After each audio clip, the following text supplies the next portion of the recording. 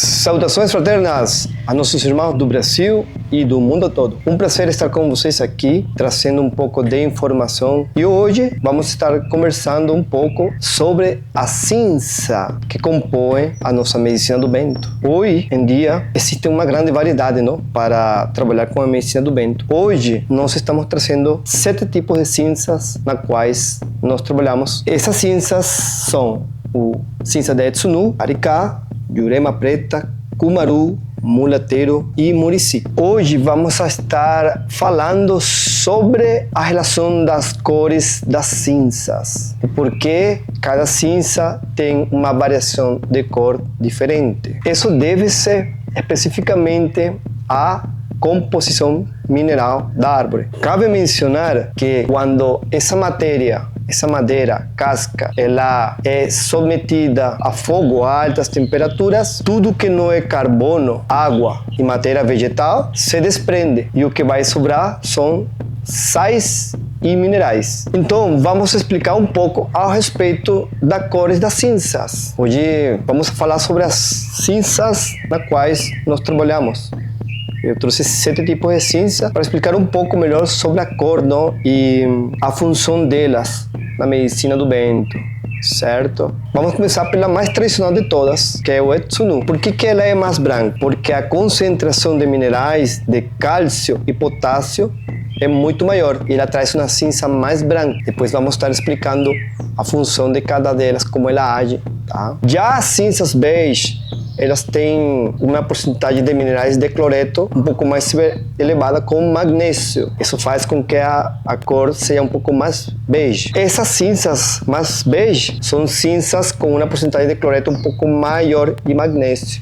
Já as cinzas mais escuras, elas contêm uma porcentagem de minerais de fósforo e silício mais elevada, que elas trazem uma cor mais escura, tipo Murici, Mulateiro, Cumaru, Aricá. Só que também existe uma questão muito importante, que é a queima. Quando se faz essa cinza numa queima na qual ela não atinge um grau muito elevado de calor, ela não queima homogeneamente. Isso faz com que a cinza seja um pouco mais escura e traga um pouquinho de carvão nela. Já quando a cinza ela é queimada de uma forma mais intensa, níveis mais elevados de calor, ela vai queimar mais homogeneamente e vai fazer que a cinza fique mais clara, ok, pessoal? Então, isso influencia também na queimada da cinza. Entre mais calor, menos carvão, mais clara. Por isso que é importante quando se vai fazer a queima, não?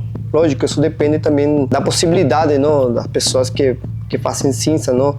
Um forno especial é ótimo, porque o calor fica mais concentrado e a queima acontece 100%. Bom, agora vou explicar um pouco sobre o efeito da cinza quando é juntada com o abuelo, ok? O que acontece? Cinzas mais brancas, elas tendem a ter uma alcalinidade maior, entre 11 e 13, certo? Essa alcalinidade maior, ela transforma a nicotina em uma base livre que faz com que a absorção seja melhor e mais rápida pela mucosa nasal.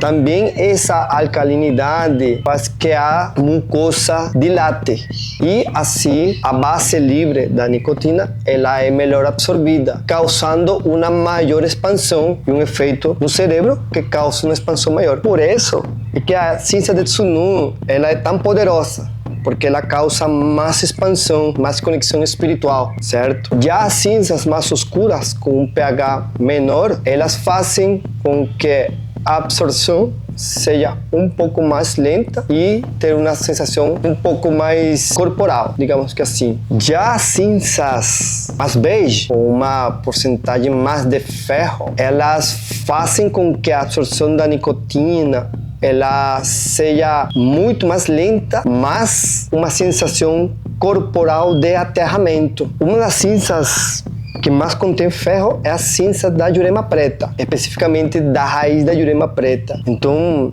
você vê como que existe realmente uma relação científico-espiritual nas coisas, não? E como os detentores da sabedoria ancestral, eles, de alguma ou outra forma, eles já sabem isso, não? Raiz de Jurema preta. Então, ela é uma raiz, não? Vai para a terra, nos conecta, nossa terra, nos leva para as emoções. Por quê? Porque ela é uma planta que contém ferro. E esse ferro faz com que a medicina ela seja absorvida de uma forma que nos leva para a terra, e nossa terra. Então, a coloração da cinza da Jurema preta é a beige, por essa questão do ferro, alta concentração de ferro. Bom, pessoal, já vocês tendo esta base, pode ser muito mais complexo o estudo, mas não vou entrar em tanta complexidade. Vou tratar sempre de ser o mais simples e claro possível, sem misticismo, não? Ciência e espiritualidade sempre. Eu vou explicar um pouco sobre como nós produzimos nossa medicina, como que a gente faz certas alquimias. Bom, primeiro que tudo, nas nossas medicinas, principalmente as de plantas, tipo hortelã. Ela é hortelã, ela contém a planta, contém o abuelo e contém a cinza. Quando entra a cinza, que é o veículo para transportar ao abuelo e a planta medicinal. Então, isso vai depender do alquimista, não, pessoal? Não é uma regra, esse é um estudo pessoal nosso. Tem umas cinzas que fazem com que a absorção da planta, de seus princípios ativos, ela seja tanto mais física como espiritual, ajudando na absorção dos aromas, certo? Isso é para os rapés de plantas. Então, colocamos sempre uma base de tsunu complementando com outra cinza. E aí vai se criando a alquimia, com um estudo, com um embasamento tanto espiritual e científico. Isso é para aquelas medicinas feitas com abuelo, cinza e planta, ok? Para deixar bem claro. Já os rapés tradicionais, que é só cinza e abuelo, ela é só cinza e abuelo. Nós temos duas medicinas que são não tradicionais, mas juntam as cinzas tradicionais, que é o coração xamânico e o côndor. O coração xamânico, ela é feita com as 4 cinzas tradicionais: tsunu, murici, paricá e mulateiro. É uma porcentagem adequada, entendeu? Para trazer a experiência, ok? O côndor, ele é tsunu e paricá. Então, para vocês entenderem, existem as medicinas tradicionais, não? Que são cinza e tabaco, e aquelas que têm um efeito terapêutico que contém a planta. E as de expansão são mais aquelas que são feitas de cinza e tabaco. Não que as terapêuticas não sejam expansivas, também são expansivas por a questão das plantas e os aromas que essa planta traz, não? Que atua no sistema límbico, os aromas. Então não é que a medicina aromática não seja expansiva, ela é expansiva, só que não tanto como aquela que é feita de só cinza e tabaco, para deixar bem claro. Então, pessoal, com estas informações, vocês já vão ter uma base. Lógico que isso não é tudo, tem muito mais aprofundamento, mas você já tem uma base para isso. Com essa base, vocês já podem pesquisar melhor e se aprofundar cada vez mais, para que não sejam enganados e saber o que realmente vocês estão tendo nas suas mãos. Mas é bom deixar uma questão bem clara: cada feitor, cada alquimista tem sua própria técnica. A gente tem que ter muito cuidado, entendeu? Porque tudo pode ser muito relativo. Muitas vezes as pessoas generalizam. Um exemplo: não,